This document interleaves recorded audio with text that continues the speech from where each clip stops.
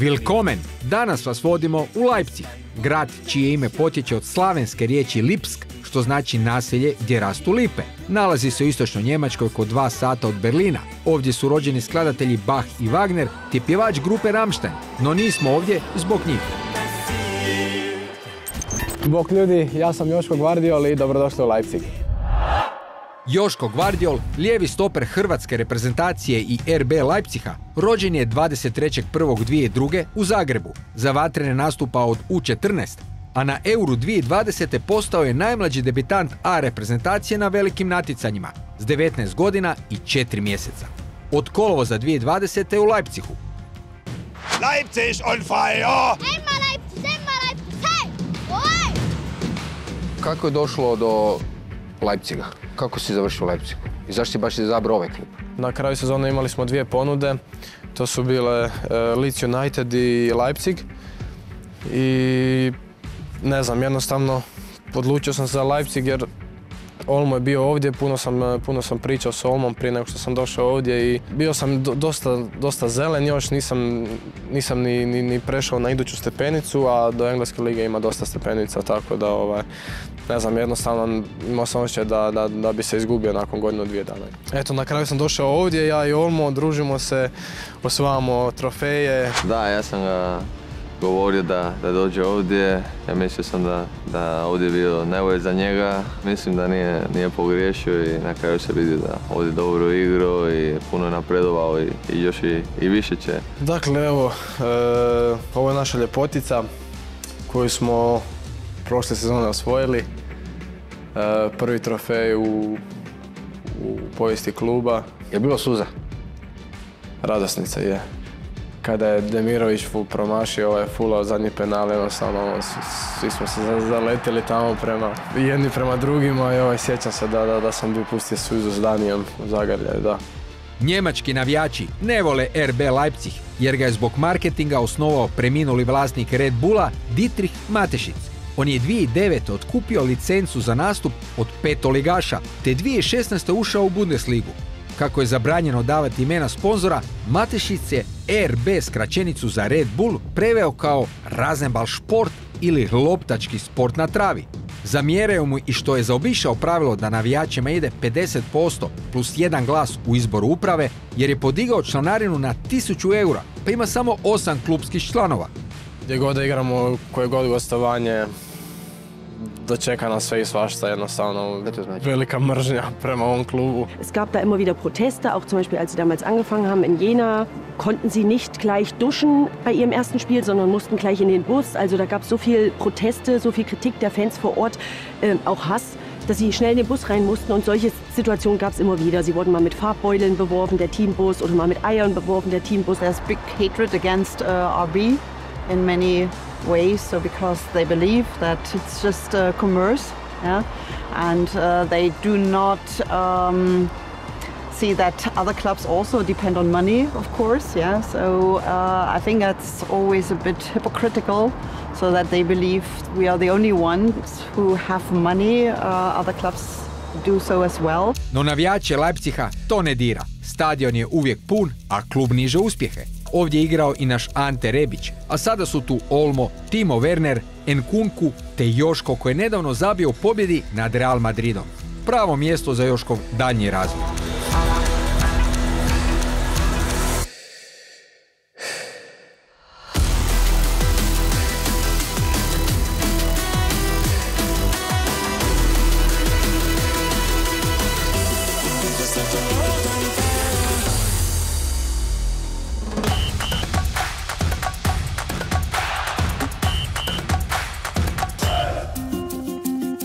G.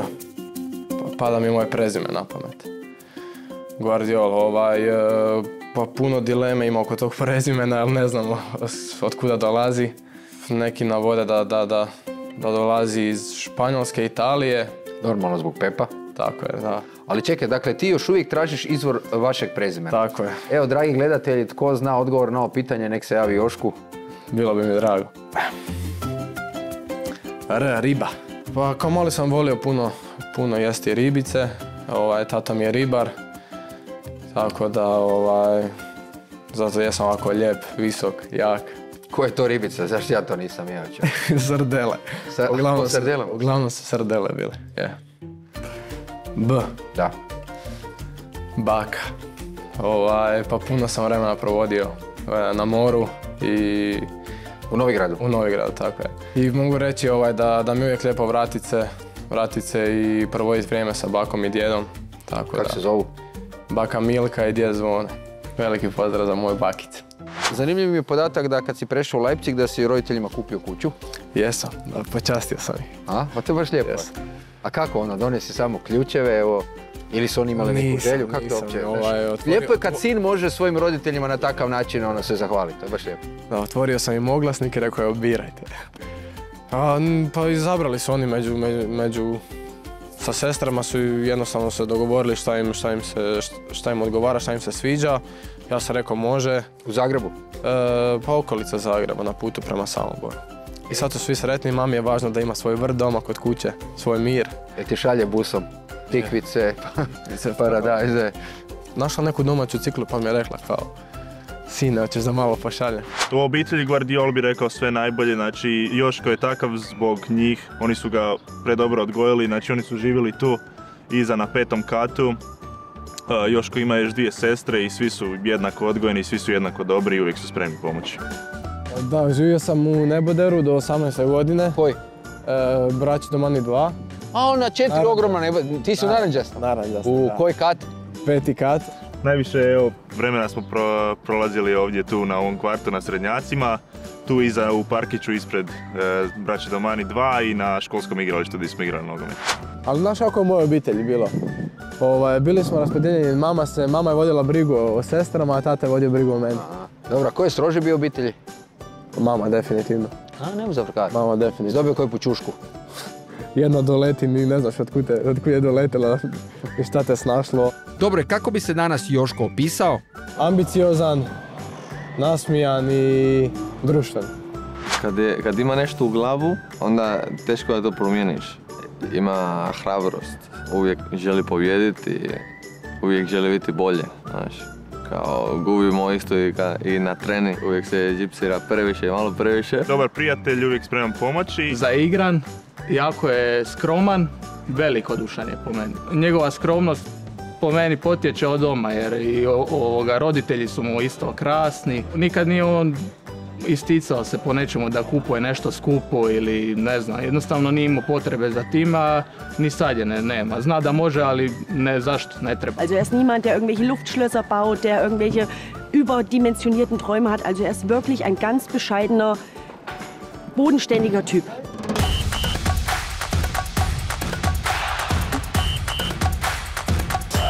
Dakle, prvi klub Trešnjaka, tata me doveo sa 6 godina. Naravno. Plakao si bio? Mali, da. I naravno, prvi trening plakao sam kao kišna godina. Zašto, plakao si se bojao ili jednostavno... Pa da, pa rekao bi da sam se bojao, bio sam mali i naravno najgore kad dođeš, kad vidiš nove dečke koje još ne znaš koje trebaš upoznat, te malo i ta tremica neka uhvati. No tremica nije dugo trajala jer je Joško počeo igrati za 3 godine stariju momčad, očito napredan od malena. I onda prvi tvoj transfer u životu? Za Dinamo Zagreb. Šta si prešao, za 2 kuglice vanilije ili? Pa da, ili je tata 2 gajbe piva dobio. Jesi navio za Dinamo ili si navio za Hajduko, tata? Ja sam za Dinamo, pošto sam ja iz Zagreba, ali tata, naravno, Hajdukovac. Jesi doma poriječkate? Jel bude kurenje prije, poslije? Prije, za vrijeme i poslije utakmice? Pa nije. Normalno, njegova zadnja. Tako je, da. Zanimljiv je i debitantski pogodak sa 17 godina za prvu momčad Dinama protiv Intera. Pa ništa, zabio sam pogodak i naravno nisam imao vozačku, nisam bio punoljetan i bilo mi je neugodno tad pitat suigrače, pošto nisam bio toliko dobar s njima. I ja rekao koji nas sjest na tramvaj, moji su bili, mislim na putu, da nisu bili kod kuće i ništa. Tramvajem do doma i eto na putu do doma samo su me uhvatili su me navijači, Bad Blue Boysi. I tako da je nastala ona fotka iz tramvaja. Znači strelac pogotka s tramvajem doma. Za nagradu si dobio Zetovu kartu. Zetovu kartu, da. I naravno da nas sve zanima kako se tako mlad postaje vrhunski igrač. Ima li s tim veze motivacijska ploča iz Joškove sobe na Srednjacima? To je bila ajmo reći, neka skraćena verzija nečega što imam sad kod kuće. A i sad imaš isto? U puno većem obliku. Koliko je sad? 3 puta 3 metra? Baš je ogromno. Disciplina 24 sata, ovo mi je interesantno. To je meni, obožavam tu temu. Disciplina, pa svi znamo da sadrži, znači, ta 3 glavna faktora. To su trening, prehrana i odmor. Trening, naravno, ono svi što volimo, ali najvažnije, ja bih rekao, odmor i prehrana. Jer... ljudi. Onda sam ja isto vrhunski sportaš, ja isto volim odmor i prehranu. Zašto onda mi nismo na tvom mjestu? A volimo i odmor i prehranu. Treba i trening, znaš. Trening isto jako bitan.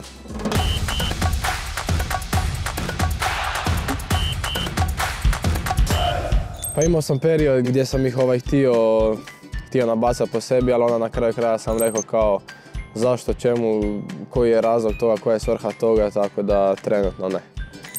Burek definitivno, kao mali sam volio burek, tata mi je puno puta znao donijeti sa Dolca dobar burek, tako da burek. Domaća glazba, da, jako volim Prljavo kazalište i tako, Parni valjak. Ribar, možda će mi jednog dana biti krivo što neću s tatom, možda što nisam nikad imao priliku s tatom prodavati ribu na Dolcu, tako da kukac, a možda žohar. Pošto mislim da sam negdje pročitao da ako se padne atomska bomba ili nešto, da su to jedini ti insekti koji bi preživjeli, tako da zašto ne. Pa debitanska utakmica za hrvatsku reprezentaciju, ali ako ćemo iskreno, svaki mladi nogometaš sanja da zaigra u kockastom dresu. Pa samo gledaj naprijed, bez obzira koliko puta pao, ustani se, kreni dalje. Nešto lijepo te sigurno čeka.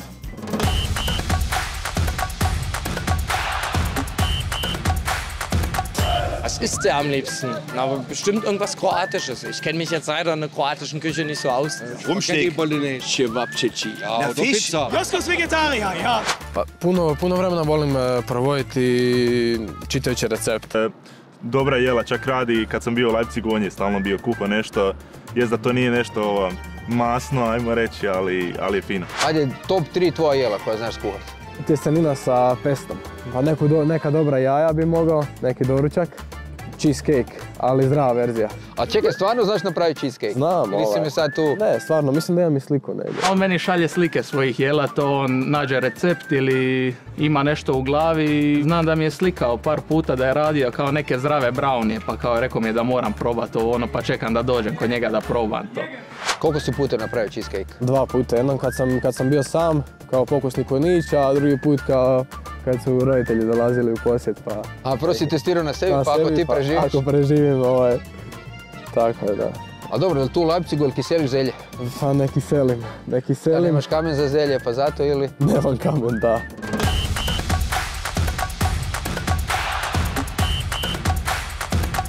Da može biti riba, Joško Gvardiol bi bio pas, morski pas. Pa zato što ima te karakteristike. Agresivan je, brz je, ne znam, agilan je, ko morski pas u vodi.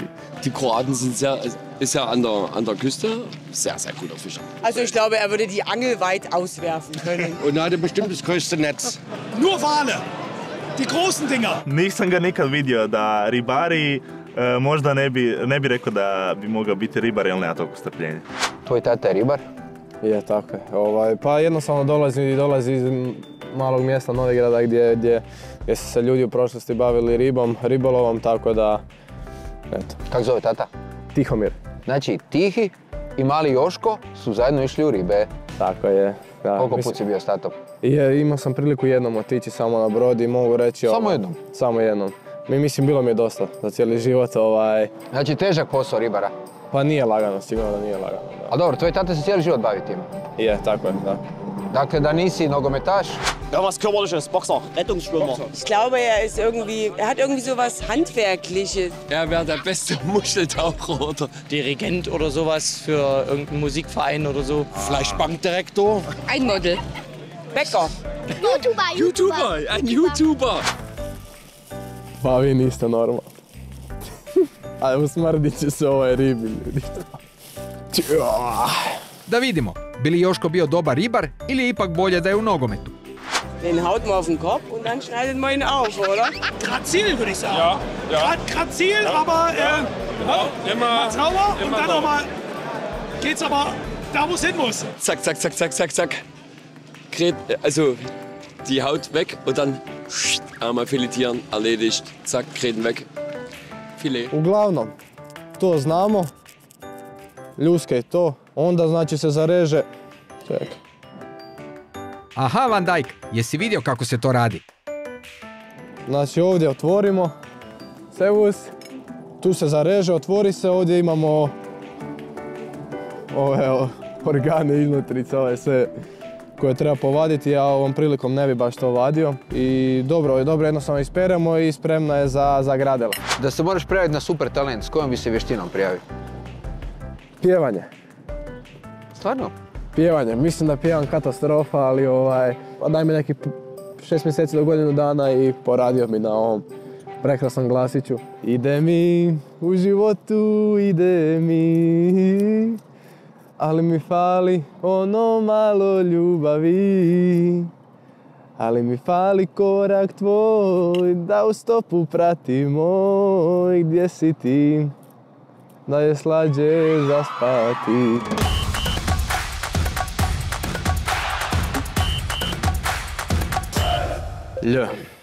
Ljubav. Pa ako ćemo iskreno, single sam. Nemam nikoga, provodim dane sam u Leipzigu. Ponekad trebam i svoj mir kod kuće, ali isto tako nekad osjetim da onako neka samoća, depresija u stanu, tako da jednostavno nakon dužeg perioda kad si sam osjetiš da ti fali, meni pogotovo obitelj, sad prije reprezentativne stanke, kad sam došao kući, jednostavno taj osjećaj vidjeti svoje doma je nešto neopisivo. Je li ovo nekakav oglas? Tražim curu. Da sad sam još samo fokusiran na nogomet. Dobro, ali ima ponuda? Jel dobiš ono pismo ispod vrata ili neko baci? Znaš šta mi se desilo sad na reprezentaciji? Prolazimo u hotel i cura mi daje papirić. I piše Instagram. Ime na Instagram. A dobro, to njene tetke Instagram. Ja sam mislio da si rekao broj telefona, da Instagram. A šta ti daje? To tako ide danas. Aha, to nisam ni znao. Preko Instagrama sve.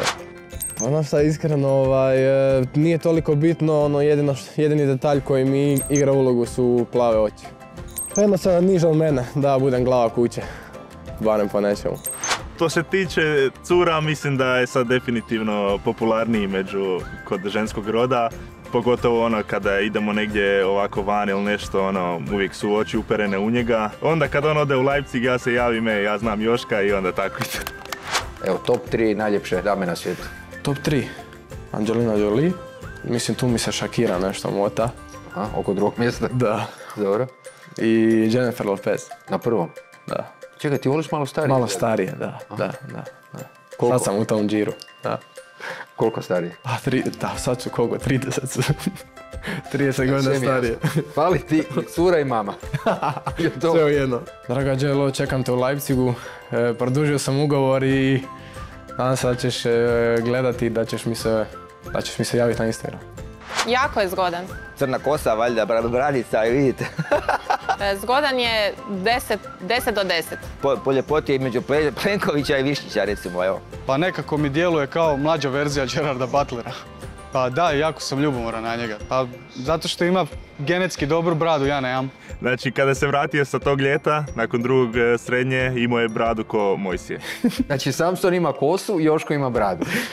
Jako se puno brinem za nju, održavam ju. Pa to je džungla, pa ja ne znam kad se to brijalo zadnji put bilo, to dragi Bog zna samo čega ima unutra, čega nema. A ima neko vrijeme za bradu, znaš subota ujutro, kako su nekad naši roditelji oko fićeka se bavili, tak ti da uzmiš subotu. Ima i vrijeme, ima slobodan dan, kad je. To je dan za bradu. To je dan za bradu.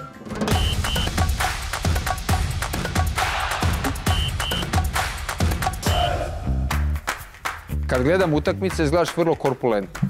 A onda kad pričamo ovako o vježbama, ne odeš dojam nekog gym fanatika. Ne provodim puno vremena, ali nekad znam se uhvatiti teretane i naravno isto kad imamo dva treninga dnevno, onda imamo svi skupa kao ekipa, kao momčad. A koja je onda tvoja tajna? Kako kad čuvaš igrača? Otkri mi to.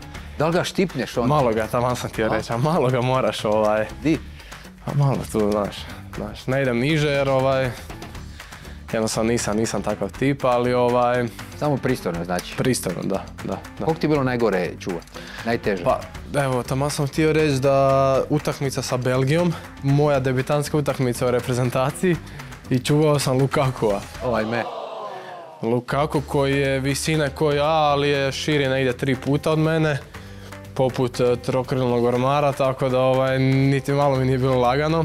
Kako si to uspio? Pa ne znam, jednostavno čovjek je bio ispred mene toliko je širo da nisam vidio loptu. Nisi vidio stadion?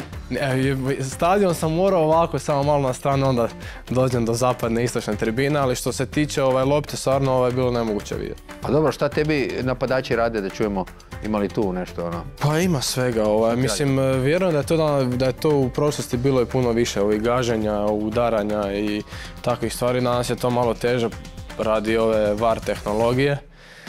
Znaš, i jednostavno danas moraš biti pažljiv. A ništa ono najgore što evo, vidio si kakve kopačke imamo plastične i onda svako gaženje, kažem stvarno A to se ne vidi, a neko ti stane na nogu? Da. Ja sam dobio na početku ove sezone udarac gaženje, zgazio me i jednostavno toliko me bolilo, nisam mogao obući kopačku ni tenisicu. I bio sam out par dana, onda sam jednostavno rekao, mislim udarac je, moram igrat, ne mogu sad radi jednog udarca pauzirat. Tako da sam ništa, mazao kreme, stavljao kreme ove šta ti u mrtve nogu i ništa, izađeš i igraš dalje.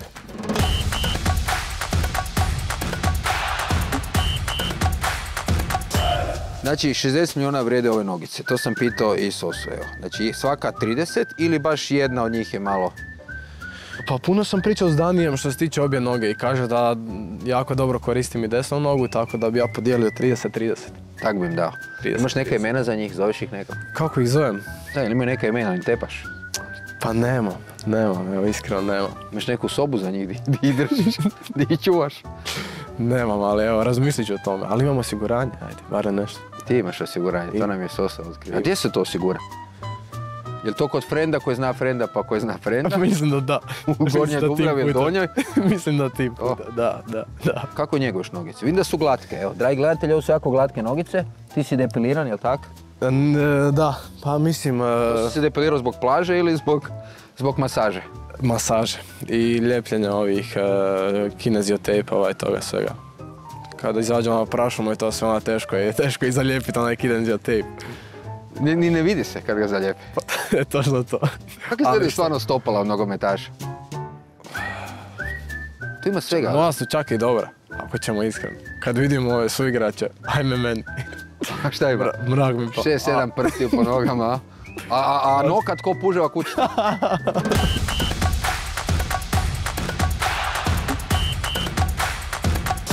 Maroko je jedna država koja bi rekli po imenu da je slaba možda, ali svi znamo da je ozbiljna reprezentacija i da moramo ih ozbiljno shvatiti na ovom prvenstvu. Pa rekao bi 2-0, pošto obrambeni sam igrač, ne volim primati golove. Mogli bi zabiti, pa rećemo Petko i Perišić. Znam da ima igrača Alfonso Davisa koji je sin vjetra. Mislim da je najbrži sprint bio 36 km, mislim da čak i više. Tako da sretno Juranoviću na desnoj strani, puno mu sreće želim i držim fige. Rezultat, pa bio bi zadovoljan s 1-0. Pa neka zabije Modrić. Dakle, država koja se na FIFA-inoj ljestvici nalazi na drugom mjestu, te isto tako je moramo ozbiljno shvatiti i mislim da nam niti malo neće biti lagano, bit će mi jednostavno moramo biti strpljivi i što se tiče rezultata čak bi isto pristao na 1-0, pa ajmo neko Hajdukovca staviti, Livaja neka zabije, eto, da ne bi bilo da se opet dijelimo, nego da smo eto svi skupa, neka Livaja zabije gol. Pa ajde, bilo bi zanimljivo vidjeti glavom iz penala, to bi volio vidjeti.